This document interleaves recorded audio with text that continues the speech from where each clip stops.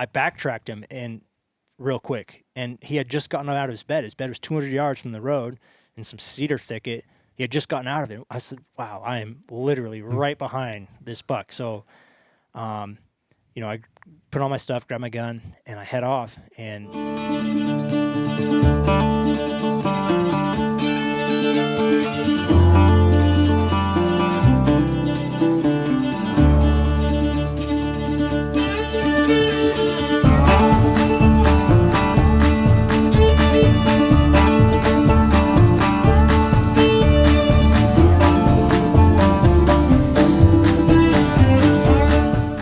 welcome back to another episode of Northwoods Whitetails podcast. We are joined today by a special guest. We've got Gracie Ryder in the house and her handler, Cory Ryder. And then we've got Brent Dragon and Travis Williams. We are down here in central New Hampshire at Trav's place. Thanks for hosting, Trav. You bet. As some of you have seen, we're obviously good friends with Cory. Cory spent a lot of time with us last fall chasing down bucks, and we're excited to get him on the podcast, and Gracie's excited to be here too. She's like, feed me, Dad. It's a bit warm. Go get Tucker again. We had to separate the two because my dog was not leaving her alone. So, Cory, let's talk a little bit about bucks. We'll talk about antlers later. YouTube channel, you have got a significant following on YouTube. Your channel is called The Maine Woods. Yep. And how'd you get into tracking? Yeah, that's what I wanted to talk about, is why I started hunting and how I got into tracking, because in the grand scheme of things, it's a bit unique in that I didn't grow up in a hunting family. Like, it wasn't necessarily passed down, or I didn't learn from my father or my grandfather like a lot of people do. Both of my grandfathers were not hunters. My dad was not a hunter. He got into hunting because I was getting into it, and my interest in it is what got, I was with him. I was with my father when he shot his first deer. No kidding. So that's a rare thing. And so it was my own desire and interest that got me into hunting and self-taught tracking and all of that. That's pretty cool. That's very cool. So, rewinding, where'd you grow up? I grew up in Grand Isle, Vermont. Yeah, there's not a lot of tracking woods there. No, there's none. And there's no, big woods. There's no real great opportunities to hunt small parcels of land, posted, private, backyards. Yep. Things like not ideal. Yep. Makes sense, though. It's that green plate blood, I'm telling you. My dad grew up in Windsor, Vermont. I grew up right across the river, and obviously we were sitting here with two green plates. I'm telling you something about them green plates. Yeah, and it was just my just from early on that, love of nature, wildlife, wanting to get immersed in it, and guys like Daniel Boone, Simon Kenton, Lewis and Clark, the frontiersmen, the mountain men, all that stuff is what fascinated me. And, wanting to have that connection with nature and with life, really.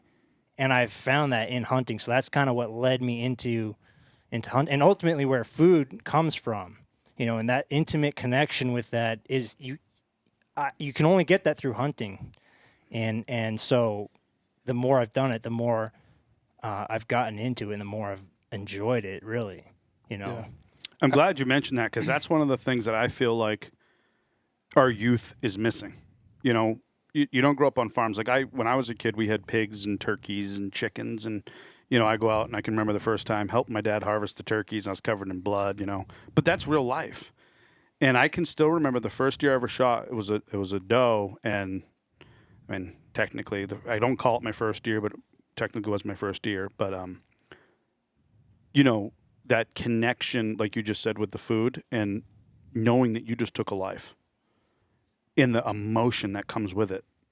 But I think it's also very important because I understand now, as you sit down for the, what sacrifices were involved, and then of course the connection through the land and all that other stuff. But I'm glad you mentioned that. Yeah, and this is sort of funny. So I was 15 when I shot my first buck in a farm field behind my parents' house in Grand Isle there, and I remember just I was overwhelmed with the responsibility of, this was a life for a life, blood for blood, and I'm now responsible for honoring this life in the best way I know how. I felt that responsibility, and which is, why did I take this life? It's for food.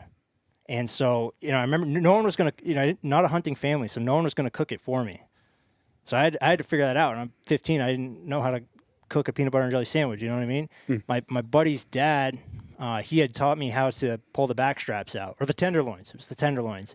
And I didn't know anything about it. So I went and the deer's hanging. I took the tenderloins out and I brought them inside. I'm going to figure out how to cook these because I was just overwhelmed with this responsibility. This, I'm not going to waste this animal. And oh man, that deer was already dead, but I killed it again in the frying pan. You know what I mean? Right. It was so dry and tough. It was jerky by the time I made jerky.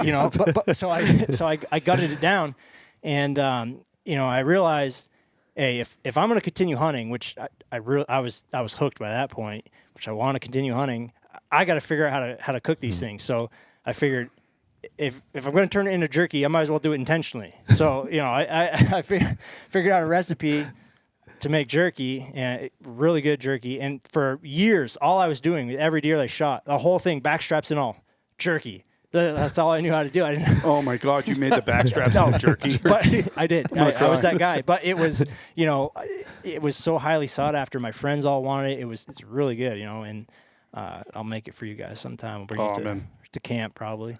And but yeah, and I think that's really important. Obviously I've had this conversation with Travis and others of the element of trophy hunting. There is a trophy associated with it, but it's the food, and the trophy is the reminder of that food, that life that it provided, and they're not two separate things. It's one connected thing, and people often forget that, especially nowadays. Yep. No, and I'm super glad you brought it up because it's like I always talk about, like here in the house. It's not something I like talk about with friends as much because they're not here when I'm cooking food. But like, I absolutely love venison, and much like you, I'm very passionate about cooking the venison, and I reverse sear my tenderloins, and personally, I think I have it down to an art, And I love it when somebody comes over, like, oh, let me show you how I cook it. Like John Wright comes over and he puts a flour on it, and it's really good. And you just learn different ways to cook the game. And then one thing that I was thinking about when you were talking is the pride that I felt when I was a kid and I harvested my first deer, and the entire family's eating my deer. When you're 16 or 17 years old, you feel like you provided. You know what I mean? It's humbling. It is. It's super humbling. And, we talk about all of these things. You do not get that from a trip to the grocery store. No. You don't even, you buy a piece of meat wrapped in plastic. You don't even associate that with a life or with an animal. And you're more apt to waste it, and whereas if you hunt for food, you earn it. That's a life. And you remember that every time. And you're supposed to. It's a good thing. Trav gets that same feeling when he goes down the aisle, get those little Debbies. Mm-hmm. Been getting too many of them lately. How's that Little Debbie sponsorship coming in? I don't know. We got to work on that. Yeah. We're going to need the snacks here pretty soon. Oh, yeah. I see you put the snack pockets in those new Johnson coats. I did. Yep. I did. You like those things? Well, they're perfectly sized to Little Debbie snack cakes. They are. They are. They are. What'd you think of that coat?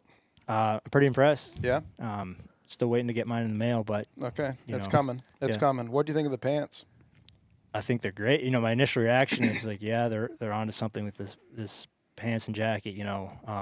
It's comparable to what I've been using for years, and I think it's gonna work really well. It's a system. Yep. Definitely. It's definitely designed by trackers for trackers. Sure is. And I think it's gonna work well. Yep. Quality wool. Lightweight. Yeah, the pants are 100% wool. Yeah. Yep. And made by the company. Like when you think of wool, it's synonymous with Johnson. Yeah, and it's made in America. Everything's made in America. Which I've seen a lot of positive feedback so far. There's definitely been a demand for this for a long time, and people are really looking forward to it. Yep, definitely. So back to deer hunting. So you shoot your first buck, Grand Isle. What led you to the big woods? Yeah, I have a connection with northern Maine, Allagash, Maine. My great grandparents had a house in Allagash, Maine. They lived there, and we went up in 2002. I think it was my freshman year of high school, I believe, Thanksgiving week, and we were using that old house as a camp and to go deer hunting for the week. Myself, my dad, and Dad's buddy Bill. Dad and Bill grew up together. Bill, I'm talking a lot about him, but he was a tracker, self-taught, same thing. His family, not a family of hunters, gotten hunting on his own, I think in his 20s, self-taught tracker, and he went all over the big woods. He shot big bucks, Vermont, New Hampshire, Maine, Ontario, real woodsman, sleep in the truck, in the woods kind of guy, wear wool, all that, and pump action gun, you name it. He was one of those guys that was getting after it that you don't hear about, And so we went up there to Allagash for a week. I'm 14 or 15. On the way up, coming through Eagle Lake, there's a famous buck this guy shot that year, the marquee buck. It had like 8.5-inch diameter bases. You can look this thing up on Google, marquee buck, and it came from the area up there and huge. So I got a picture with that buck. It was in the back of his truck. I couldn't believe it. And there was big bucks being shot that year. It was a good year. And so we stay at the camp. If you're under 15, I think it is in Maine, you have to hunt with an adult. And so I was hunting all week with my dad, which consisted of sitting. And I was freezing to death, not seeing a deer, not far from a road. I could hear when trucks went by and stuff. And it was kind of miserable, to be honest with you. But Bill, we're on snow, and he's tracking every day. At camp at night, he'd have these stories, unbelievable stories, all these bucks he'd seen. And, maybe he got a shot, or he didn't shoot because he wasn't quite sure, and he wanted to, every day. And, moose he was seeing and everything. He'd find antlers, but he wouldn't even carry them out because he was too busy tracking, it was just, to me, it didn't make sense to me. At that age and not knowing anything about tracking, you hear these stories of a tracker, the miles they go, the things they see. To a guy that hunting is just sitting, it doesn't sound believable. And when you explain to someone what occurs in a day on the track in the big woods, they can't comprehend it. He had all these stories, and I was just sitting all week, and I didn't enjoy it, to be honest, and finally the last day, this is what got me into tracking. The last day that we were there, Bill, I don't know if he had tagged out. He might have tagged out. He shot a 200-pound buck, and he said he'd take me the last day of our hunt. So we struck out, and we cut this buck track, great big giant buck track. And I'm already like having a great time because we're on the move. I'm not freezing. I've already covered more ground in 1 hour than I had all week of hunting, And we're kind of coming along this edge of this swamp, and there was the buck walked right by. It was an old log cabin. It was just a couple log courses that were left. It was mostly all rotten. I just remember seeing that, and it looked just so cool to me to see that. It looked like I was looking at something from, the past, and I was just imagining who built it and when it was built and why and how and all of that. And this buck walked right by it, and he was heading up a ridge. So Bill is saying, he's probably bedded up on this hardwood ridge, like be prepared, So we're going along. I know nothing about tracking. I'm just following this buck track. Sure enough, it's just like the best scenario that you want. You get to the top of the ridge, the buck just jumps up out of his huge buck. That's all I remember. I was no way prepared or trained to take a shot, or even the idea that we're gonna follow this buck track and then we're gonna catch the buck and actually see him. It blew my mind when he jumped up. This tracking thing actually works. And there's buck just goes screaming off this ridge. I think Bill was telling me to shoot, and my mouth is just probably open, and I have no idea. And He takes off, and as exciting as that was, all of a sudden, I had this just sinking feeling like, oh, I just blew it. Like, that's it. Hunt's over. Like, if you're sitting and you blow your opportunity, I mean, It's your own damn fault. what do you do then? You just keep sitting, and so it just kind of hit me like, oh man, that was it. And so I kind of looked at Bill, and well, what do we do now? He's like, well, we just keep going. Maybe we'll catch him again. Like, so nonchalant, just that's what you do. And then it just that flipped the switch. Like, wow, we just keep going. And I knew right then, I'm like, this is the way I want to hunt. Tracking is it for me. And so I was 14, I think, 2002, and that was my first experience with tracking, and I really didn't get into it until later on in my 20s, where I got back into the big woods and really started to be able to track on my own. So through that, you went to the you went to the military after high school? Yep, I joined the military and went to Norwich University. Yep. Yeah. And with that, were you still able to hunt while you were going to Norwich at all? Not much at all. Very, very little. I mean, I did when I could, but I almost got out of hunting altogether. I didn't have the time. I didn't have the resources, but the military had taught me map reading and land navigation skills, and that is what unlocked the door to the big woods for me. Yeah. Because now I had the confidence of I'm not worried about getting lost, right? I can read a map, I can read terrain. Even if I do get lost, I can figure my way out. And I'm not afraid to spend a night in the woods anymore. So it was like there was no intimidation anymore. There's no fear. Survival. No. You knew how to survive. If whatever predicament came your way, you knew how to survive. You knew how to get out of it. And now there was nothing holding me back. Whereas a lot of people, if they go out there and they start following a buck, after a mile or two, they start to get into some unfamiliar country. They don't know where the buck's going. It's taking them farther away from their vehicle, farther away from the road, whatever it is. And then they start thinking, oh, well, it's getting later in the day. Oh, well, what's going to happen? I don't know. And they start to, and they leave, Yeah. Well, when you have that confidence that if I have to spend the night, I can, I can figure out my way to navigate back to the road and get back to the truck eventually, whatever it takes. Then you just keep going. You just keep going. Let me ask you something. We'll get back to this. When you're out there and you're tracking bucks, and I don't know how the you other guys do it, but do you every so often say, okay, truck's off to my east or truck's off to my north, or do you keep land barriers in the back of your mind? Do you pay attention to your GPS? Do you pay attention to your Onyx? Any of that stuff, or you just go and you worry about it later? I mean, it's one of those questions. It's a depends answer. So, it depends on the conditions and what's going on and everything. I try to. You always want to keep your landmarks and just your bearings, but you also want to focus on that track and what's going on. I use Onyx. I tracked before Onyx. Onyx is a great tool. When I take a track in the morning, I turn on the Onyx app, I turn on the tracking feature, and I put my phone in my pocket, and it's going. And if I need that for a reference, I got it. I think it's a great tool. I've got a great partnership with Onyx. I think everyone that's going in the big woods should use it. I think you need to be able to navigate without it, though. Right.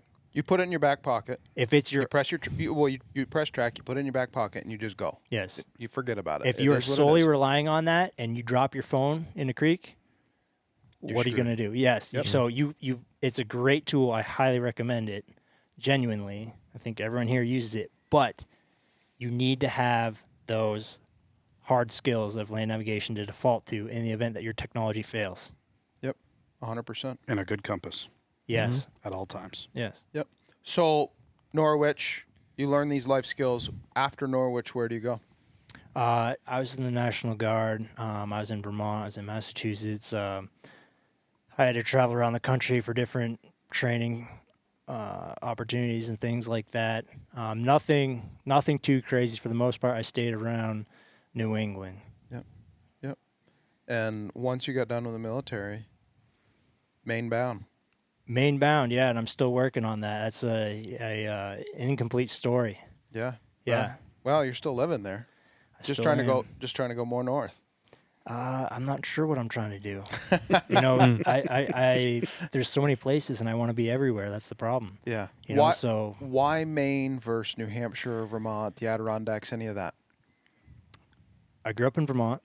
Vermont has some good opportunities, but Maine has more. So big woods. Vermont has some nice big woods. Have had a lot of good hunts in Vermont, big woods. But Maine has more. So if you like shed hunting, you like tracking, just there's more of those opportunities in Maine. Maine's bigger, you know. Yep. And so it's a place that I call home. Yep. And there's always a new adventure, it seems like, that you're on when you're out there. Going to new places, checking out new things. There's always a new frontier. There's so much I have not explored yet. Yep. To be explored. Yes. Yeah, 100%. Yes, just, you know, not only the woods and the mountains and all of that, but the waterways too. Mm-hmm. You know, not just the Allegheny, not just well, there's all these little unknown ones or less commonly traveled ones, you know. It's almost endless. Yep. Yep. And you're a registered Maine guide now that you're living up there. You went and got your guide's license. Yeah. Yeah. Yeah. So how far have you floated down that, like, St. John River? I've paddled from 5th St. John Pond, which is in like zone 4 area, which would be south of Baker Lake to give people a reference, north of Seboomic Lake. And I've paddled that all the way to the town of Allagash. No kidding. I was 128 miles, I think. I did that in 2018. I've been meaning to do it again. That's a wild river. That's quite an adventure. Yeah. Yeah. Did you fish along the way? I did, yeah. Muskies. Catch some good ones? So I had 10-pound test. So there were some real big muskies, but they just snapped my line immediately. Oh. You got to have that braided line, you know, heavy duty stuff. I was, you know, going at it like an amateur. I got to tell you, not to sound like a fanboy here, but I love your YouTube channel. Like, I'll literally turn it on sometimes, and I know I've told you this, but I'll turn it on, and it's just, I want to do what you're doing so much. And unfortunately, you know, life and responsibilities that I have, and, you know, I just don't get to do it as much, but keep doing it, man, because it's awesome. I'm trying. I mean, I appreciate you saying that, and there's a lot of people that tell me that. I get comments. I mean, I literally messages. just turn it on and do housework. And every once in a while, I'll just look at it. And I don't know about you guys, but it just takes me there. And I'm like, oh, you're cooking a steak over the open fire. You know, Gracie's laying there chewing on a moose bone, and you're restoring these cabins and stuff. And I'm just like, oh, man, it brings me there. It really does. And I think that, you know, it's important that we have people like you that are doing these things so people can see what opportunities are out there and you know, how wild Maine truly is. And it's not just Maine. There's other places that are similar. It makes it meaningful to me because I'm doing this as a means of making a living, you know, so I can earn income doing the things I love to do. But when people say that, it's like there's more value to it than just the monetary value. Right. And, you know, I wouldn't trade that for anything. We'll get him to sign your bra, Trav. Yeah. Before he leaves, we'll get him to sign your bra. I don't know if I have one with me, but we'll figure something out. Yeah. Sign my sling. What I really wanted to tell you guys, I kind of had to give you like the backstory of why and how I got into hunting and tracking so that I could, and talk to you about Bill so that I could talk to you about the biggest buck I've ever shot so far. Lay it on to us, Cory. Here we go. I think it's a good story. It's still one of my favorite of hunts of any of the hunts that I've been on. I've had some good ones, you know. So fast forward to 2015. I think I was working back at Norwich, so I only had limited time. You know, you get Thanksgiving week off, and that was it. You know, so hope it snows when I get my time off because that's the only time I have to go hunting, and I want to track. You know, so I was that guy, and so I head to Maine, and it had snowed the night before, so I left super early. So I'm driving in the dark, and like it's fresh snow. And I get into these woods I've never been in but I was looking at it on a map. And it's pretty big woods. I'm going to check that out. And I get out there, and there's one set of vehicle tracks ahead of me. Like, all right, somebody's out here. And I drove a long way, and I did not see any deer tracks, nothing. And I was kind of getting discouraged. Like, man, did I just pick a terrible area? There's just this void of deer. And I just wanted to go until I got to a road that this person hadn't driven already. There's a person ahead of me. And I end up coming up on the guy. It's just some old guy, and he's just putting along. I don't even know if he was hunting. He's just going for a drive. And he wasn't budging. He wasn't going to let me go by. So after following him for a while and realizing this guy is not going to let me go, there's finally one side road, and he goes by it. So I said, all right, I'm taking that. No one had driven 200 yards up that road. Giant buck track walks across it, and super fresh. So what happened was, the reason I wasn't seeing any tracks, they hadn't moved yet. It was Snow came too early. yeah, it snowed, and so that buck like had literally just got up and walked across the road. So I parked the truck.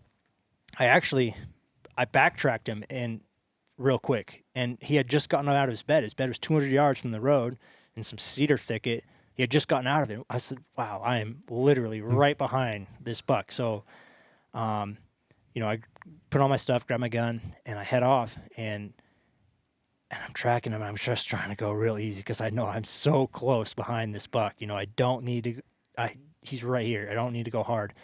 And I'm going like that, and he goes right through this super thick beech whip part of woods. I mean, it was so thick. He had knocked all the snow off going through, and there was no way I could go around it. And going through it, I was going to make so much racket. There was no chance. So I thought that I was going to see this buck. So I decided I'm just going to slam through this, get it over with, and then put the sneak on once I get through it, right? So I go slamming through this, like head down, just getting through this beech whip, and I can hear him approaching a brook. And right at the end of this beech whip, there's an old skidder path that crosses the brook. I come out of the beech whips, just flailing out of the beech whips into that skidder path. Right on the other side of the brook, that buck is standing there, not more than 20 yards away, rubbing a tree. And so he hears me pop out of the beech whips, big giant buck. Really tall tines. I think he was an 8, giant body. And so he sees me at the same time that I see him, and he takes off, and I fired twice. I missed. And chased him the rest of the day. Ended up seeing a small bull moose that the bucks, they can be big enough that you can mistake them for a small bull moose. When they're dark furred and all that, I mean, you talk to any guy that's tracked, and he's had that, Especially when they're wet. Yes. When they're wet, those great big bucks, they look very, very black. And this bull, he was a fork bull, and so his fronts kind of came out, and they were stubby, but they looked at a glance like end beams of a buck. And so I tracked that buck all day long, and he ended up going through this spot where he laid down a bunch of scrapes and rubs. It was a real good trail, and he just laid them down. And it was really warm that day. It was an early snow and really warm, so the snow was wet. I tracked him all day. That night, the temperature dropped, just plummeted, and it just froze that snow hard, just hard as concrete. And so the next morning, it was dead calm. That concrete snow, every step, it was just crunching and just carrying. And the trees were actually exploding. It had gotten that cold. Like, I guess, I don't know if sap had flowed and then froze, and the trees were just going off like gunshots. But it was supposed to warm up later in that day. And so I knew if I could get on a buck track that I was just going to kind of wait it out till it got warm and soft enough. It was going to melt by the end of the day, but there was going to be like a period in there where you could get it done if you could make it happen. So I was just going to look for the fresh track, and I was going to go back to where he had gone through and laid down all those scrapes and stuff. So that's where I headed off. But I got to take a step back and give you some context about what was going to happen. So after that, the day before, when I had shot and missed that buck, I decided I was going to stay in that area and hunt that area. So I went to go find a place to stay. And as I was checking in, I ran into some other hunters that And so I ended up talking to them, going to dinner with them. Should I mention their names? Go for it. It was the Geyer brothers, Okay. Nick and Adrian, and their buddy Skip.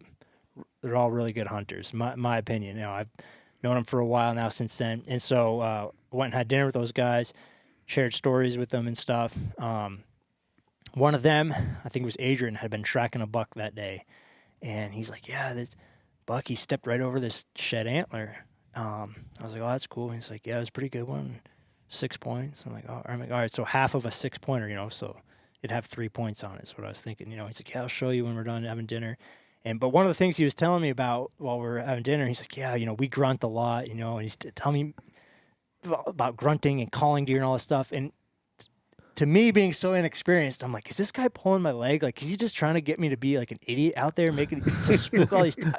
You know, he wasn't. He was serious, but you know, he's like telling me, you know, the success that he's had and how he grunts and does all these things and calls in deer and stuff. And I'm like, all right. And so we get done having dinner.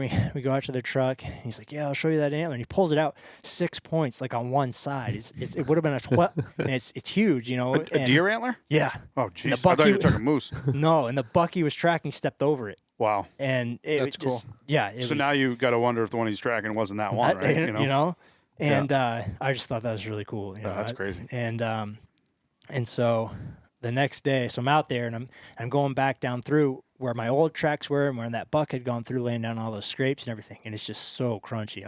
I try to go a few steps and just let the sound just kind of dissipate maybe and listen myself. And like, I'm going to try this grunting thing, you know? So I just had this, is it the bone collector I think I use? Grunt call? Yes, it is. It looks like the fake antler base on the back of it. Mm-hmm. Yeah. You know, it was a gift. I didn't buy it, but you know, you can make different sounds with it. So I just let it rip, doe bleat, just as loud as I could. It kind of startled me. It traveled so loud, and yeah. And then I grunt, and so I was doing that. I was making my way along, and I come across the buck track from the day before. He had come back through there like I hoped he would, and I followed that maybe 20 yards. There was 2 of them. So there were buck tracks running back and forth. And then they were all ripped up. They'd been fighting. 2 big ones. No kidding. And they'd been running right down that trail where all the scrapes were. And I knew they were right there. So I did that, just let that doe bleat rip. And then I just grunted. And it sounded really dumb to me, you know. And I was standing there and I was thinking, I don't know if that's going to work. I think this guy was just messing with me. Scare him off. I think Adrian was just messing with me. Like, you know, I've definitely scared him off. I'm not going to see a deer. And then I hear this buck. I just start crunching and coming down through these beach whips. And I was like, man, it's so loud. It's got to be that moose from the day before. And then I could see a little bit of antler and a dark body moving through the beach whips. And I was like, yep, it's that small bull from the day before, for sure. And then he comes out, and I could see his rack. A lot of points, you know. And I was like, wow, that is the buck. And he heard those grunts. That's what he was coming to. So he's coming in, and I just kind of shoulder my gun, and I wait for him. I'm looking at the trajectory. All right, he's coming from my right to my left. So I'm going to have a broadside shot as he comes this way. There's a downed birch tree laying horizontal between me and him. So I'm waiting for him to come past that, like past the root base of it, so I can get a shot. He turns and comes parallel alongside that. So he's 10 yards from me, but all I can see is his rack above that down birch. So now he's coming from my left to my right, and I said, all right, if I wait till he gets to the end of it, then I'll have a broadside shot 10 yards. He's going to come right past it. He comes to the end of that birch tree. The top of it had snapped off, so it's probably, I don't know, 14, 15-inch diameter at the end of that. And he stops, so it's just his head, literally just his head. I can't even see his neck just sticking out at the end of that. No vitals. I can't shoot at anything. And he has his ears cocked forward. He came pinpoint right to where he heard that grunt and the bleat from, and he stood there in that posture, that just dominant posture. He just looked Ready like an to kick old some warrior. ass. Yeah, just like a warrior. No, like nothing timid about him. He was the boss. Ready to fight. Yes. And so I thought maybe this birch is rotten enough that I can send one through it. Oh no! So I line up where his vitals will be, and I fire. He doesn't even flinch. Nothing. He didn't even move his flinch ear or anything. I racked another round in, and I aimed right behind his ear because that's all I could see between his ear and his neck was basically C-spine. Just dumped him right there. And so he never moved. Just I saw his hoofs go up in the air, and that was it. And 209, 11-pointer, broken brow tine from fighting that other buck. So I think he was fighting the one I saw the first day, and I missed.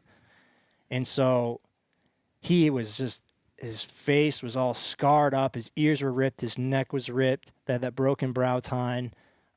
He just looked like an old warrior. And he was all skin and bones. Super long deer. His hide looked like a baggy coat. It was all just loose, just run down. And he still weighed 209. Tail end of the season. Yeah, I think so. Yeah. Yeah. I don't remember the exact date, but Yeah, that's pretty cool. So I've shot bigger bucks by weight, but I think that was still, the biggest buck, or what I call the biggest buck. Yeah, the nicest rack. That's pretty interesting that you thought you could sink one through that bird. Well, I tree. gotta know. Did it make it through it? No. No. We heard a story there last week with Dell about shooting the tree to get the buck to move. Yeah. Shooting the bark off the Shooting tree. the bark off the tree to get the buck to just move a little Yeah. bit so he could sink one into it. Yeah. And so that was the first 200-pound buck that I had shot. And what was really sad, and why I was talking about Bill with all of this, is because the spring of that year, Bill had mental illness. Bill took his own life. So, I wasn't able to share that with him. And that made me really sad. And I always think about that. And, that's the guy that inspired me to get to track and, to get that first 200-pounder. And, he was the guy that I wanted most to show, hey, Yeah. like, I tracked one down. Did it? I did it. And, so last year, my father got Bill's rifle from, I think someone in his family had it, and he gave it to me. And so I wanted to honor him, and I used his rifle last year. Some people asked me about that. It was a 7600 with a rifle barrel, plastic stock because he had broken the wood. Yeah. And so I wanted to honor him and use his rifle. And when I fired it before the season, it was still dead on. And so I was really hoping that I could get a buck with his rifle. Didn't happen last year. I don't know if I'll use it again. It's just so long with that rifle barrel. It's Snip, snip. I might have to, yeah, if I can find someone that knows what they're doing. And Same gun. I'm sure he won't care if you modify it a little bit. no, he As long wouldn't. as you kill the big one. He with it. did. So he had the trigger lightened, and wow, it is crispy. No kidding. Yeah. Huh? Yeah. That's cool. That's a good story. That's a great story. Sure Yes, is. it is. That's kind of what I wanted to talk about most. I could go any direction you want, but Well, we all have those. That person that got us into it, right? One Yeah. of those influential persons. And Bill, was that for you? yeah, totally. You know. And getting into it later on, and having some just incredible days on a buck track, and the things that I've seen, and now I think about those stories that you told me that I literally didn't believe him at the time. Like there's no way that you walked by a giant matching set of moose antlers, you saw two bulls fighting, you passed up a buck because you couldn't see its rack well enough, and then you did shoot at a giant and you hit a tree. I'm like, there's no way you did that in a day. But it happened. And I think it's that, all of us, to be a tracker, there's a similarity in all of us, and it's that sense of adventure. Yes. And it's that sense of it's the journey, not the destination. It's what am I going to see along the way? It's not, yes, it's about the animal. We all want to shoot a big buck, but at the end of the day, it's about the hunt, not the animal. Because it's the commonality that I hear from everybody. Because hunting is a pursuit and the adventure that you have, and that's some of my best days in the woods. I never saw a deer. No. Yep. We can all agree on that. Yes. I always say some of the most miles I walk is when I never find the buck track because you're just walking, looking, in the rig, out of the rig, and frustrated, and finally you find them. Did you have that buck on video? No, that was way before those days. So at what point did you decide, all right, I'm going to start videoing my hunts? It's I think 2018 or 19 is when I started doing it, and I had I'd got my guide license. I'd created a channel because I was trying to market the guide service, and then I was trying to, figure out a way to create a business with YouTube and creating media, and I started filming shed hunts and stuff, and that led to I'll give him credit, Jeff Doyle. I saw some of his videos, and he was self-filming over the shoulder with a GoPro, tracking and hunting bucks, and I was like, man, that'd be really cool if I could do that, capture that, and be able to tell these stories in a visual way. People would be into that, and lo and behold, it's a lot harder than looks. Jeff makes it look. And I've had a lot of failure, a lot of trial and error there, and I kind of figured it out in 2020, and I was able to track down a buck, get it on video, make a video, and that was a goal for me. Speaking of which, is it this one? Travis loves this video. It's got like 300,000 views, and I'm 120 of the 300,000. Yeah. This is probably one of the best YouTube videos out there, I think.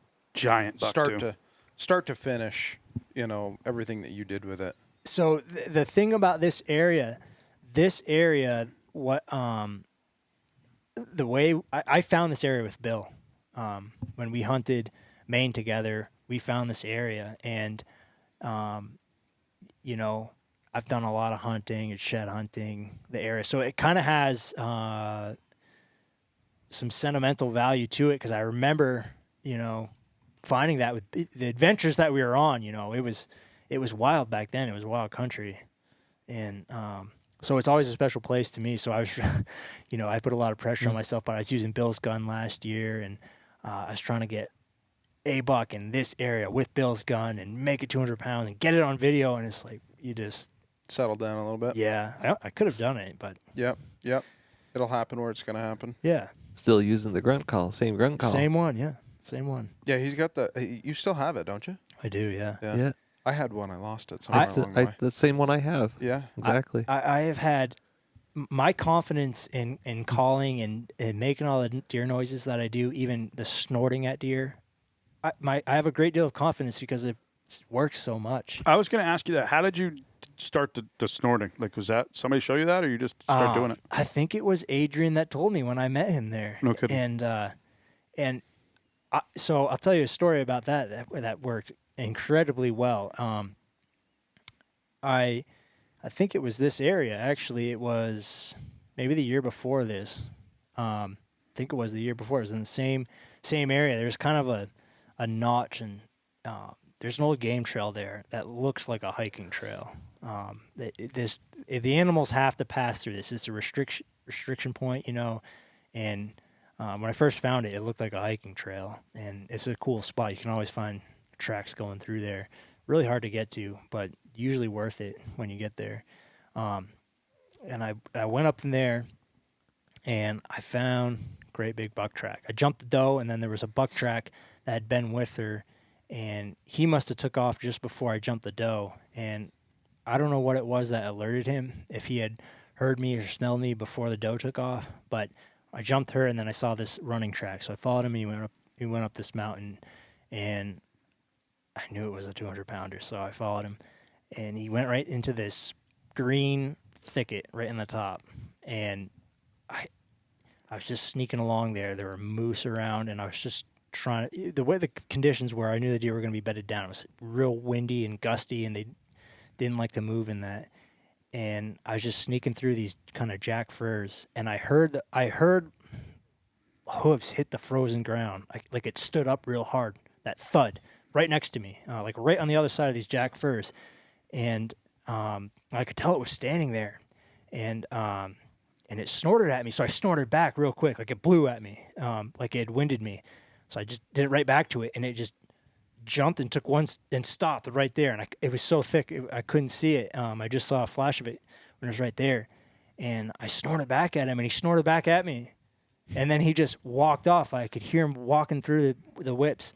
And so I walked around those jack firs, and I see his bed. And I was like, wow, this is a huge buck. He's definitely over 200 pounds. And he had just walked off. So I grunted and stuff at him, and I tried to follow him. And I went maybe 40 yards, and it came through those whips, and he was walking right back to me. And I pulled up right then, and I was, first of all, I was not sure that the camera was running because I had been messing around with it, and it didn't work when the doe jumped up. So I wasn't sure that it was working. He was right there, and I saw he was a 6-pointer, like a tall but narrow, no brow tines, big buck, 200 pounds. But he was just, and the camera wasn't on and all of that. So he slowly turns and then just lopes off. I checked the camera, it wasn't working.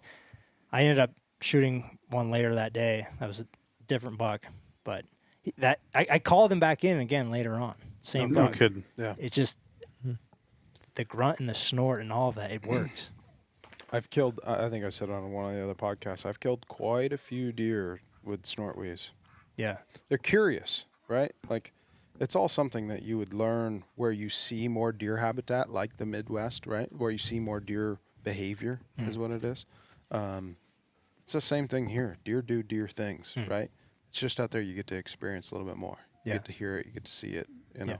to actually hear a buck roar, which, have you guys ever heard a buck roar? Yeah. Once. Oh, and make the hair on the back of your neck stand Yeah. up. I never have. My dad did for the first time this year up there where I shot the big 8. He heard one do that. I've never heard it. Yeah. Yeah, it is loud. Sounds like a lion. Yep. Yep. No kidding. But, yeah. So, 2020 buck. Yeah. We're playing it right now. Yeah. It's a What'd good that track. one weigh? What's that? What'd that one weigh? That was 225. Yep. How many over 200 have you shot? Shot or shot at? I have shot 4. Me and Cory have something in common. We like to shoot at them and scare them. Yeah. That's how they get big. Yeah. How many times did you shoot last year, Cory? Oh, boy.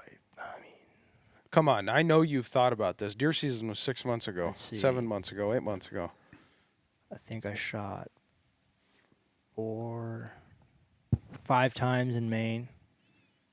And in Massachusetts, I shot 2 or 3 times. Yeah, that's not bad. 18 for me. Yeah. Yeah, you've got to beat Trav. Missed that big one with a muzzle loader.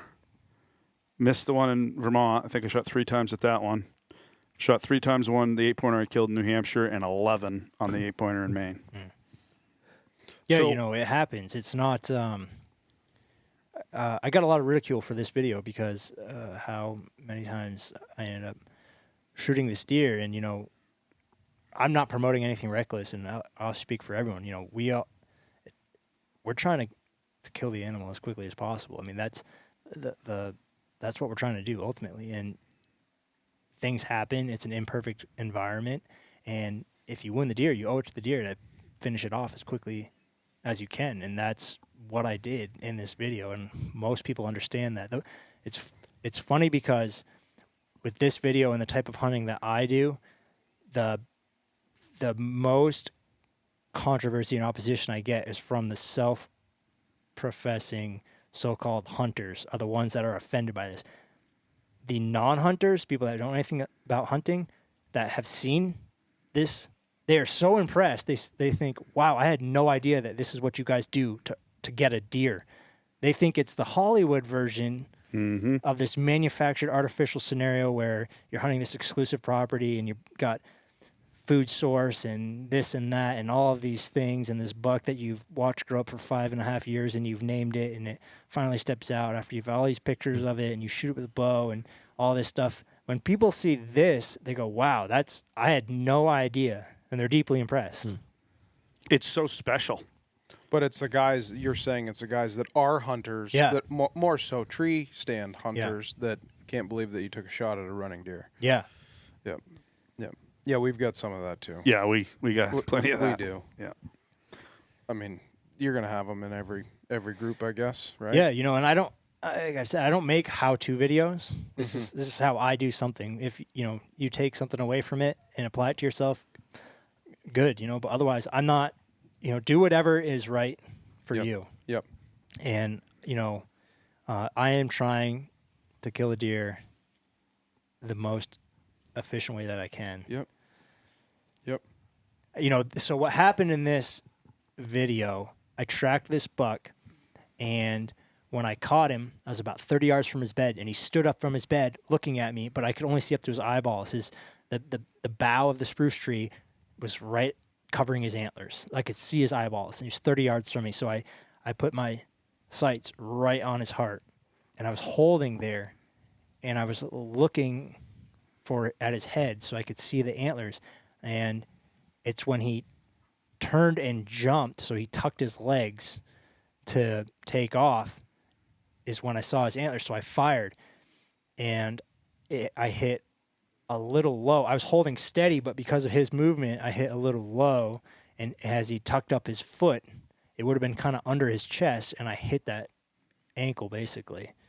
And that was the only shot I had, and he was gone out of sight. And so I went over there, and I could see a little bit of blood, and then I found the bone, which I knew was leg bone. I knew I hit him. I knew now he's on 3 legs, and which is terrible. Didn't go a long way that way.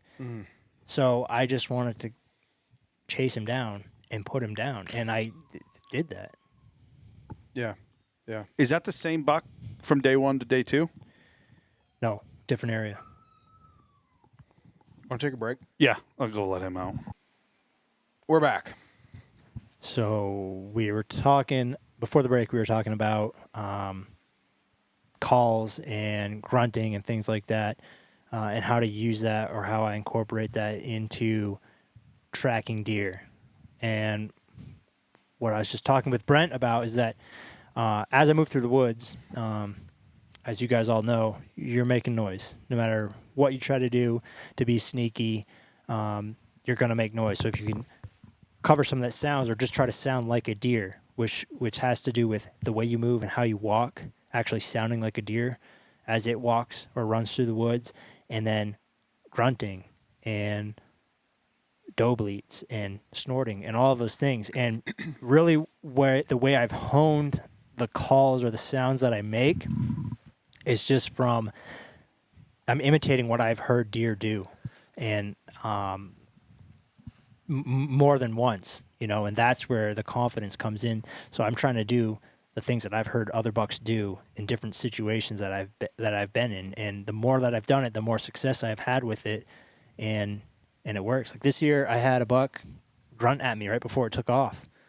That was a big buck, and I think it was just as I was approaching, I knew I was getting close, because as I was on that track, and that was in Massachusetts, I was seeing other deer. They were thick in this area, and so I knew I was getting close. So I was walking slowly, step, step, step, step, step, step. Like deer do. They walk, they listen, and I was trying to sound more like a deer than a hunter, a 4-legged animal, and I would grunt every once in a while and listen. And I think that buck, that's what made him hesitate, because it was a crunchy day. I wasn't going to just sneak up on something by just simply walking up on it. So, sometimes it's just that 1 second of hesitation is all you need to close the distance. And, a lot of times it's like, I already blew the situation. The deer's taking off. So, I got nothing to lose by grunting at it or snorting at it, and it doesn't work every time. But Yeah, we were just talking to Joey and I. I've had very little success, but it doesn't stop me from doing it. Like I wear out grunt tubes. I just blow them constantly, especially when it's crunchy or it's bare ground.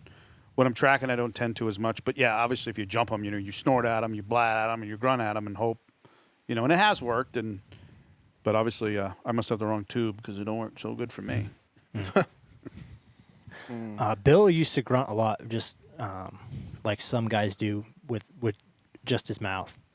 Some guys have success with that, and they're good at that. I probably just don't have the vocals to make those sounds well. I use the tube. It freezes up a lot. It'll pack full of snow.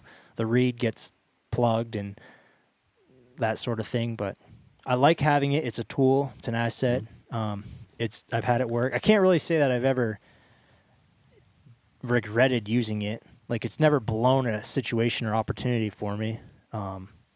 So I do it. It may put doubt in the deer that one time, Yeah. That's that's the way I look at it. And what I found when it works the best is when, if they smell you, they're gone. I mean, they know that smell of a human scent, and that's a threat, and they're just gone from that. These bucks live in places where they avoid humans for, they live there for a reason, and the reason's to avoid humans. So if they smell you, that's it. It's pretty much game over. But if they only hear you, or maybe they see some movement, and you make some sort of a deer noise, I mean, it triggers something in them, especially when they're in a rut, and if they're with a doe, they're expecting to be approached by other bucks. So they hear you crunching up. They're not immediately assuming necessarily that you're a hunter.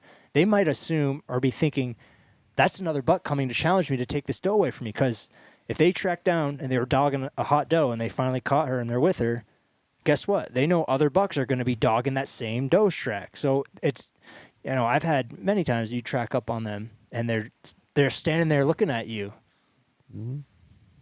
Well, just stalls them long enough. Yeah. Right. Well, and how many times have you jumped a buck up, right, out of their bed, and they run 60 yards, and you give them the 15, 20, half hour, whatever everybody does, and you see where they stood around for a minute because they didn't know what you were. They just heard something, caught movement, and to your point, if you grunt and you successfully, A, you can grunt them back, or B, maybe the reason he only went 60, 70 yards and settled down is because you snort wheezed or because you blew or because you grunted at him. And he's like, oh, I guess that was just another deer. And then they go back to doing what they were doing, and you close the distance and you get another crack at him. It's like Brett and I were talking. How many times have you track a buck, you jump him. You track him 5, 6 more miles, you jump him again. But then when you finally, seal the deal, he's 25 yards from you. It's like, what was it that led to that success? Was it because you had grunted, and he let you get a little closer? Was it the conditions, Did you get lucky? Now, have you shot at him yet here on the video? No. There was 4. What went down the road in front of you? 4 bulls. There were 4 bulls. 2. Yeah, but what is that? It's a bull. That was, right? So I ended up, that was me. Oh, yeah. Gotcha. You're dragging your feet. You must have been tired. Yeah. Well, it looks like there's good snow there, too, huh? Yeah, that was good. That was There's a good 18 day. inches. I'd have taken snow. your track. You look like a cross-country skier right there. Yeah. I don't think you don't go 2, though. No, No. not even close. Not even soaking wet. No. No. How was last year? Talk about last year a little bit. You Speak. obviously spent some time with us. I don't know. Did you ever make a video on that? You did. I've produced everything that I filmed. Yep. Yeah. Let's talk about when you hunted down country with us a little bit. Yeah. You It's good times. We got to do that again this year. Oh, we will. Yeah. You got into some deer. Oh yeah. Oh yeah. You want to talk about one of the last days there that you caught the buck that you had been hunting. Yeah. You had a Travis moment, didn't you? I did. Yeah. And that happened to what? That happened to 3 of us, I think. Yeah. Good bucks, no antlers. It's always the good bucks. Yep. We'll have to take my video and put it on the Northwoods Whitetails channel so everybody can see it from. Yeah, So we you'll know will. what we're talking about when you see my video. Yeah, 'cause Travis got some great I footage. got some good footage of that one. just a rutted out big old buck that had already shed his antlers. Yeah. He was just dazed and confused. Yeah, and I'd love to know what he had on his head. The rut had taken a toll on him, Yeah. and that happens late season in Massachusetts. It's not uncommon. Yeah. It's Dustin and his dad. They found a shed antler right in a bed. Yep. Yep. A buck. I think one of them was tracking. Yep. Yep. But what you were asking about the last day, we actually had some killing conditions. It was raining and it was A lot of It was snow. rugged. walk that right day. up and shake their hand day. Mm-hmm. And there was this buck that I had hunted in this area. It was a crazy thing. I had seen this track go through somebody's yard, and it was big. And I looked on Onyx, and I could see that there was some public land out there, but it was not going to be easy to get to. But I thought that this track is going that way, and that buck might be out there, so I want to go see if I can get on, because it was big, and it's hard to find a big track like that. That's really what I was looking for. So I made my way over there, and I ended up finding that buck, and his track went down and crossed a stream, and I wasn't expecting him to be. Gracie, what is the matter?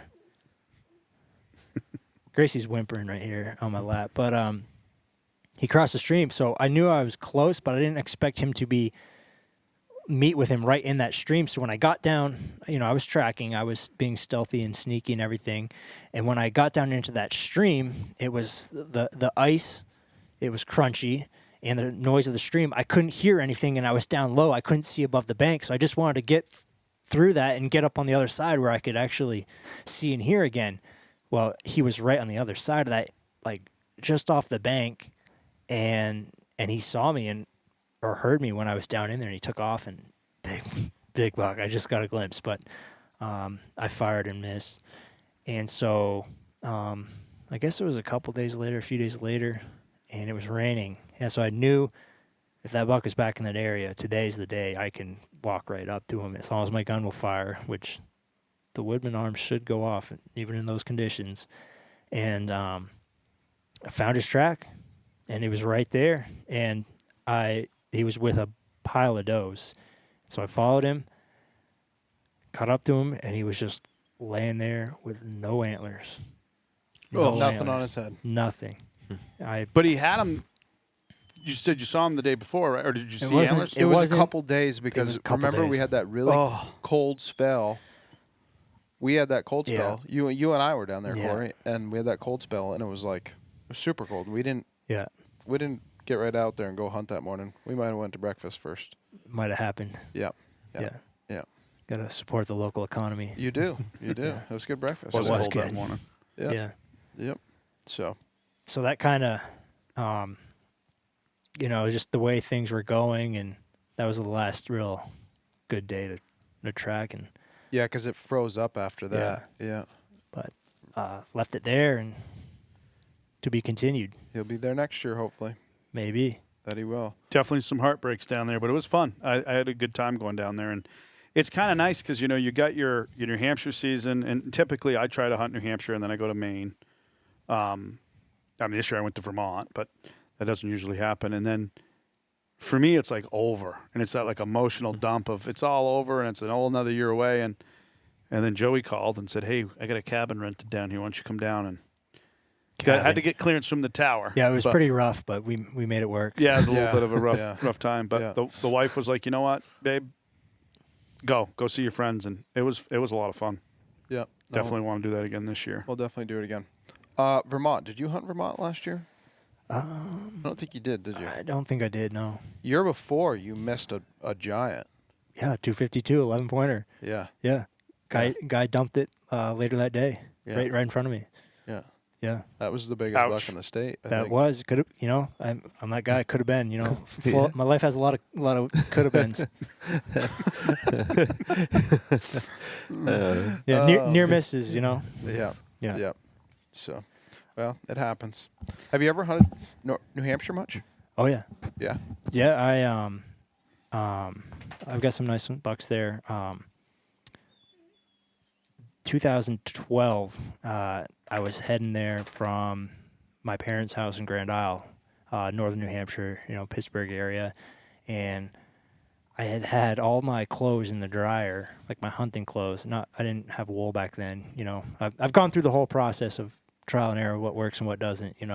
From clothing to gear to everything, and so I took off. I forgot all my clothes in the dryer, so I'm going, and then I ended up getting into there was a car accident leaving the islands, and that took a long time. So I didn't get up there until like noon, and I just hit one of the main roads. I was trying to get in the woods as quick as I could. Didn't have much time, and it was good tracking day.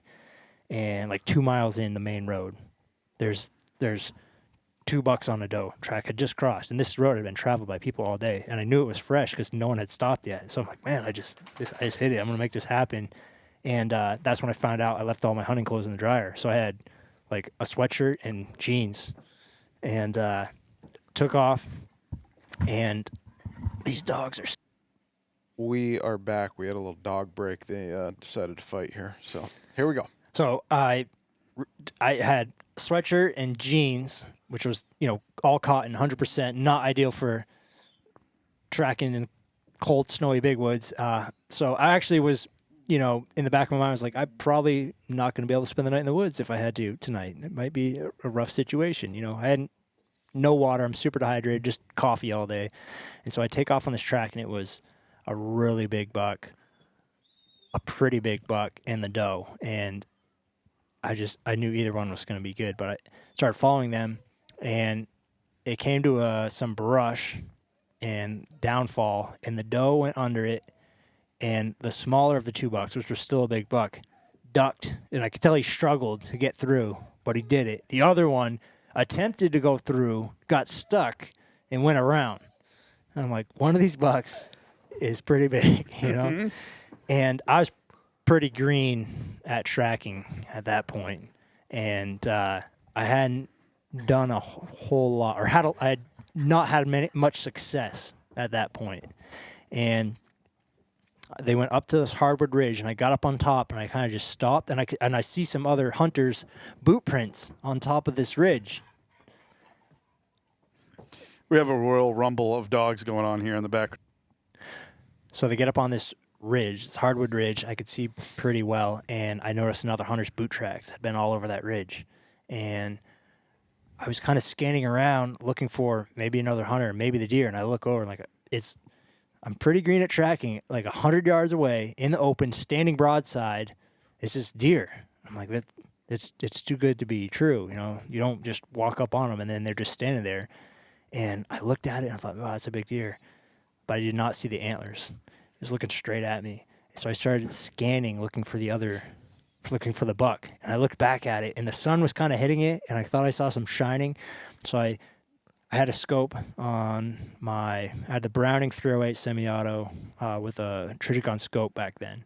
And I looked at it, and I thought I could see something, so I'm like, it's a pretty big deer. So I put the scope to 9 power, and I looked right at its head, and I could see the beams and brow tines.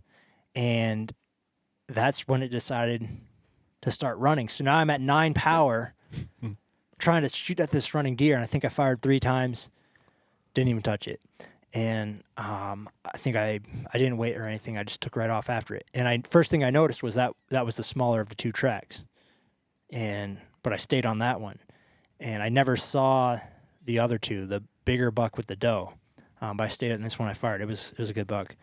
And I think it was not far later that all of a sudden he just, going from my right to left, he just takes off again, like real close to me, and I fired twice, and I missed. I knew I missed, and like, man, why did he stop so quickly? And then he started. I followed the track some more, and I see a little bit of blood, but I had not hit the steer. But he started bleeding, and I follow him again, and he comes to this low kind of swampy area, and he had taken this huge leap across this. There was this cleared area, open, kind of flat, smooth looking, and he had leapt right across it, a good 20 feet or more. And I didn't really process it at the time, so I step and I start sinking in. It was just a muck slough. And as I'm sinking in, I look and I can see the outline of his chest. He's only like 20 yards away, hiding behind some brush, facing me. And I aimed right at his chest, and as I squeezed the trigger, I sunk in and I shot right under him. I shot right between his legs and everything. And he took off again. And my boots were filling up with water and everything, and I'm like swimming across this muck hole. I'm wearing cotton, and now I'm soaking wet and everything, and it's getting late in the day.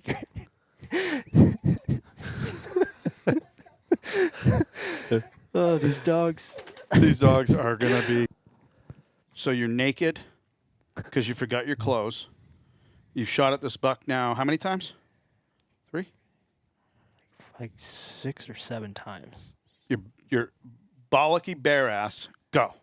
And so haven't hit the buck. And I get out of that swamp muck, and he's going back uphill, and it's getting late in the day now, and he crosses the road that I had initially driven on, like not far from my Jeep, and he's going uphill. So I thought I might have one more chance at catching this buck. He's still every so often I'd find a little speck of blood, which was very strange to me. I know I have not hit this buck. I missed every shot I've taken.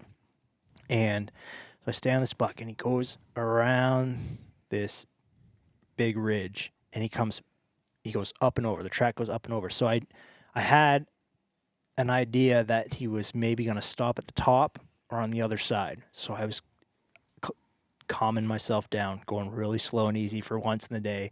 I had been eating snow to try to hydrate and stuff, and I was just trying to take it easy. I knew I was only going to have, with the amount of daylight, one more opportunity to catch this buck, so I had to make it count. So as I come creeping up over the crest of that hill, and I'm scanning, and it kind of dropped into a big ravine and then went up to another ridge, and I could see very far, open hardwood. I could see to the other ridge, probably 200 yards. So I'm scanning, thinking he might be over there. And as I scan around, I look kind of down the ravine and to my left, and he's about 70 yards, standing behind some brush and maybe a tree or two. But I could see it open, broadside, vital shot. So I calmed myself, took my time, put it right there behind the shoulder, and squeezed. Shot goes off. I felt really good about it. I knew it was a good shot. He didn't really react like he was hit. He took right off, but he didn't react like he was hit. I think I was running out of rounds at that point. I maybe only had 2 more rounds. So I was trying to make him count if I actually had to use them. I'm very confident I hit the deer that shot, but he's taken off, doesn't act like he's hit at all. And he's going, and I'm waiting for him. I can see him crossing this ravine, and I'm waiting for him to just drop. And he starts to climb the other side of the ravine. I just didn't know if I hit him. So I let another one fly, and then he stops at the top of the other ravine and just starts walking. And just about as he's about to go over the other side of that other ridge, he stopped, and it was over 200 yards away, at least 200 yards. And I leaned against a tree, aimed right on him, and fired my last shot. I think was my 10th shot, and it dumped him.